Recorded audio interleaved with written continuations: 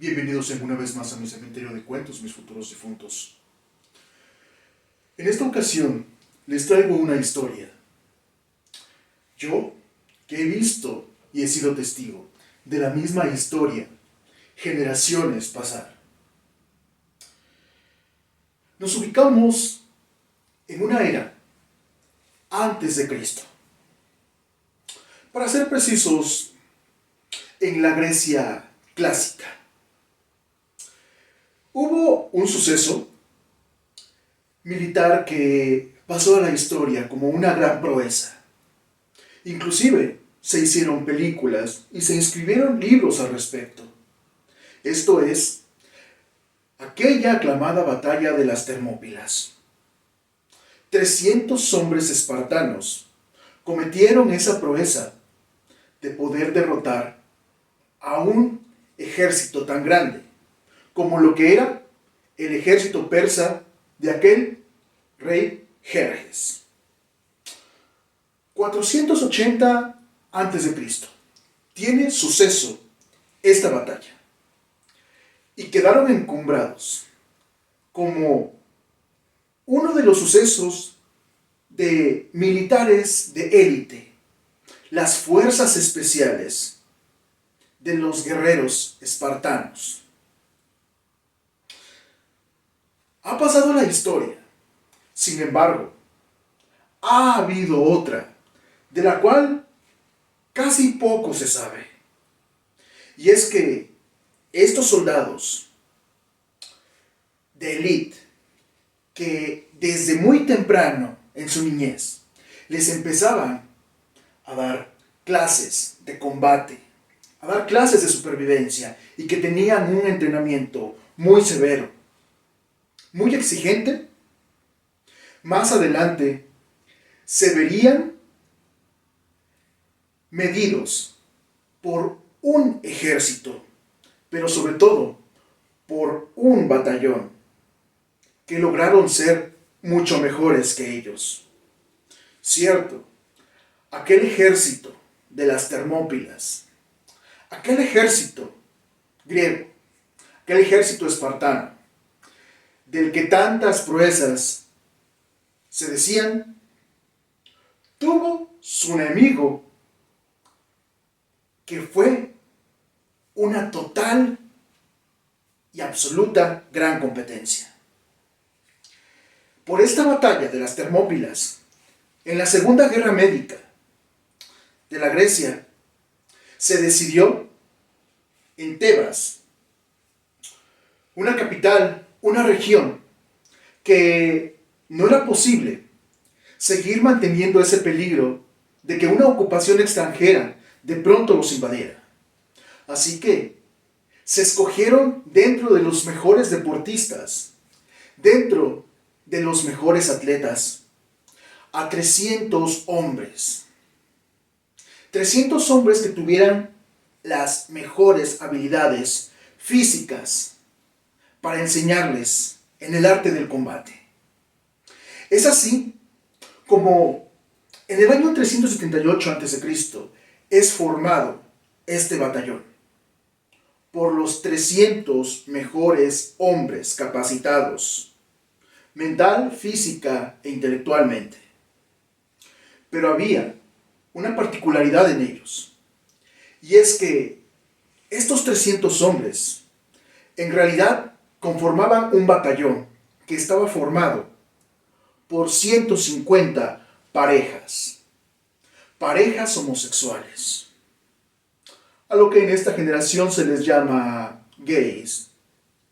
Este batallón, que tenía una clara unión sagrada, o una especie de unos votos matrimoniales entre estos guerreros.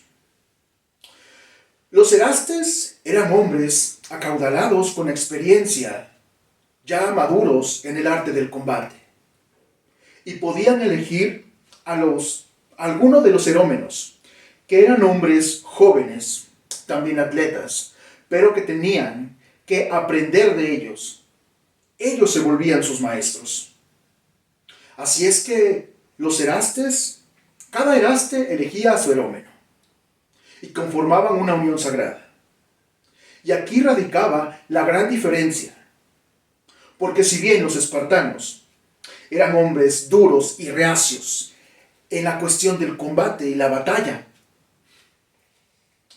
no tenían una clara unión.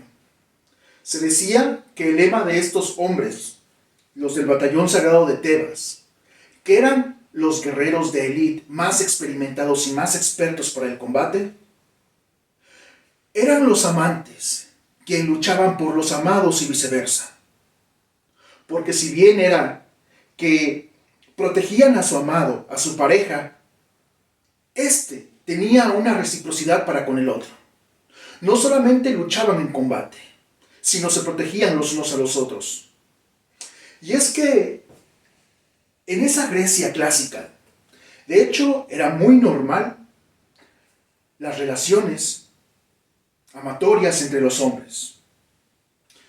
Y de hecho, aunque pareciera extraño, en esos tiempos se consideraba impuro, se consideraba como algo desagradable que un hombre le diera sexo oral a una mujer. Es así que en Grecia era de lo más normal ver una relación homosexual.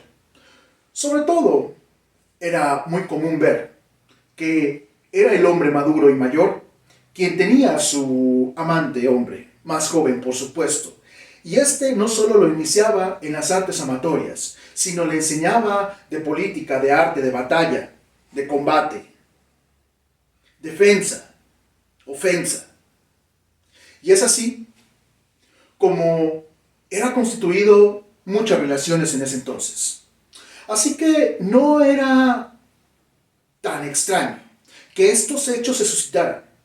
Sin embargo, hubo un tiempo en que este gran batallón sagrado de Tebas, que tiene su nombre en la unión de los votos sagrados de un tanto una sociedad de matrimonio entre estos dos, tuviera una batalla en Tégila, en el año 375 a.C. Y es que si bien marchaban por un acantilado, se encontraron con una resistencia de 1,300 soldados espartanos, y ellos eran 300. Decidieron entonces que eran superados en capacidad numérica, así que marcharon dando una retirada. Sin embargo, los soldados espartanos los siguieron, dándoles alcance.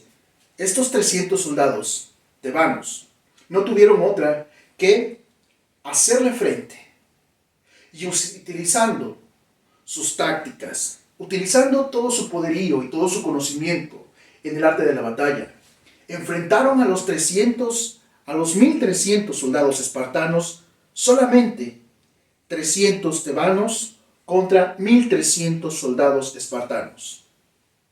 Los mejores soldados de la élite del ejército que perteneció a la guerra de las Termópilas. Y aunque parezca un hecho impresionante e increíble, el batallón sagrado de Tebas, conformado por estos 300 amantes hombres, vencieron en el fragor de la batalla a los 1,300 soldados espartanos. Las noticias corrían en asombro por toda Grecia, por toda Atenas. Los espartanos, que eran enemigos eternos de los atenienses. Pero ahí no paró la historia. Porque de hecho, en el año 371, se suscitó otra batalla, y fue en Leuctra.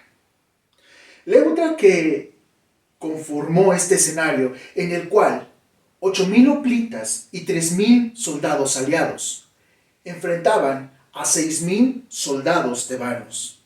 Dentro de estos 6,000 se encontraba el batallón sagrado de Tebas, conformado por estos mejores soldados 300 de la élite de todo el ejército de Tebas, comandados por un notable general y comandante, el gran Epaminondas.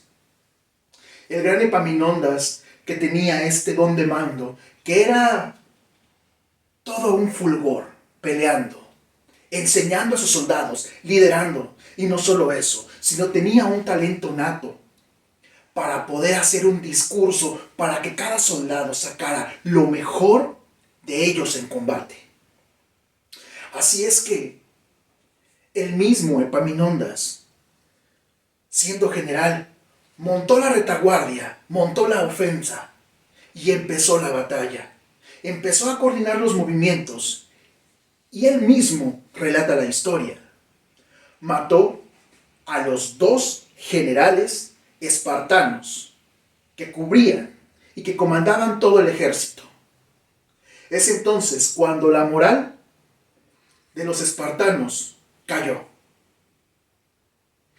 Vinieron los golpes de lanza, vinieron los escudos.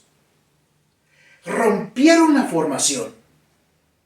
Quien estaba a la cabeza de la flecha de lanza de esa ofensiva era el batallón sagrado de Tebas, estos 300 amantes que luchaban por sus amados.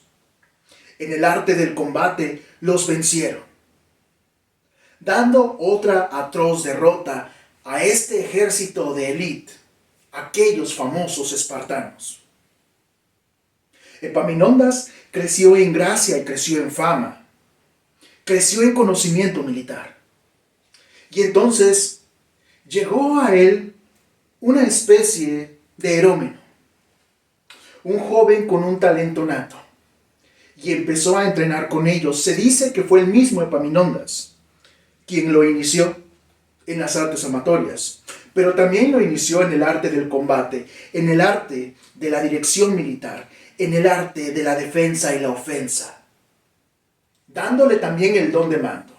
Y en efecto, este joven entrenó y aprendió lo mejor de estos soldados de élite, de las fuerzas especiales del ejército de Tebas.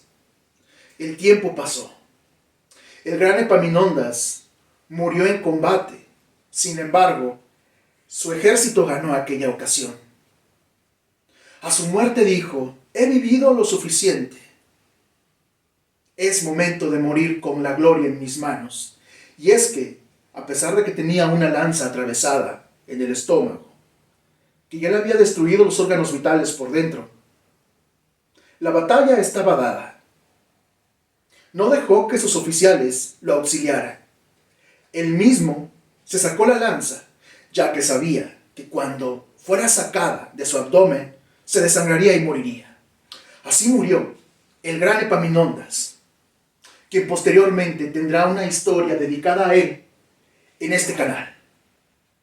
Sucede que este ejército libra otra batalla en el 338 a.C., para ser precisos en Queronea, y se enfrentó a un imperio naciente con un ejército aliado con otras regiones de Atenas, poderoso en cuanto a política, poderío militar, armamentístico y, por supuesto, con grandes huestes a su alcance, liderados por ese joven que entrenó el mismo Epaminondas. Sin embargo, ya tenía nombre, ya tenía puesto, que posteriormente fue rey y fundador de la Gran Macedonia, aquel imperio tan vasto y grande, el gran Filipo II de Macedonia, quien fuera padre del grandísimo Alejandro Magno, el conquistador. Pero sin embargo, este batallón, el batallón sagrado de Tebas, era puesto en combate una vez más. Sin embargo, la desventaja era que Filipo II se había entrenado con ellos, sabía sus técnicas, sabía sus modos de combate, sus modos de emboscada, sus modos de táctica militar. Y mandó hordas de los mejores guerreros para hacerles frente, que lo fueran rodeando unos tras otros. 500 regimientos de 600 soldados. Y claro, en el fragor de la batalla, por la gran aumento de número, estaban en desventaja, fueron masacrando poco a poco a aquellos 300 que conformaron el batallón sagrado de Tebas. Por supuesto, una gran injusticia, pero es que yo que he visto tantas guerras pasar, es mayormente como se gana, a base del engaño, a base del fraude, de la injusticia y del abuso. Y es aquí cuando este ejército fue terriblemente masacrado. Hoy día, allá en Atenas, Grecia, existe un gran monumento porque no hace mucho se encontraron justo una tumba, una gran tumba, con grandes números de esqueletos, todos hombres, no rebasaban los 300. Se dice y se cree, porque en ese lugar tuvo esa batalla, que muy posiblemente fue la tumba de estos enormes soldados de las fuerzas especiales tebanas, la élite de la élite. Y así es como pasaron a la historia, un tanto poco recordados. Se ha acabado el mes de junio, mes que se celebra este orgullo gay. Y es que las generaciones han cambiado mucho. Antes, en esos tiempos, no era tan escandaloso que una mujer tuviera un amorío con una mujer, ni un hombre tuviera un amorío con otro hombre. Así es que ya lo saben. Esta historia que ha pasado como parte de este mes en el cual quise hacer una alegoría. Saludos a todos, sobre todo especialmente a quienes tengan esas preferencias. Literatura a recomendar. La moral de Plutarco, porque este es el historiador que recopiló más datos y que tuvo a bien anotar para que esta historia no quedara en los anales del olvido. Me despido, mis futuras ánimas. Gracias por escucharme. Nos vemos en la próxima historia.